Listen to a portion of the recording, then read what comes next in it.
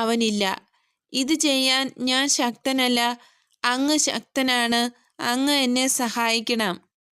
അങ്ങയുടെ സഹായം പ്രതീക്ഷിച്ച് ഞാൻ കാത്തിരിക്കുന്നു എന്ന് പറയാൻ അയാൾക്ക് എളിമ വേണം.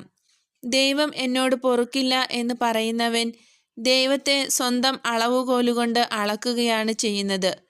ദൈവത്തോട് ചെയ്തത് വേറൊരാളാണ് ചെയ്തതെങ്കിൽ അയാൾ അത് ക്ഷമിക്കില്ലായിരുന്നു. അതുകൊണ്ട് ദൈവവും ക്ഷമിക്കില്ല എന്ന് കരുതുന്നു. ഇതും അഹങ്കാരമാണ്. വിനയമുള്ളവൻ മറ്റുള്ളവരെ മനസ്സിലാക്കുന്നു, അവരോട് ക്ഷമിക്കുന്നു.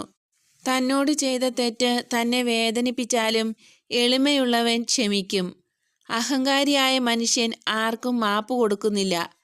തലകുനിക്കാൻ കൂട്ടാക്കാത്തവനും പിതാവേ, ഞാൻ പാപം ചെയ്തു പോയി, എന്നോട് ക്ഷമിക്കണേ എന്ന് പറയാൻ കഴിയാത്തവനും അഹങ്കാരിയാണ്.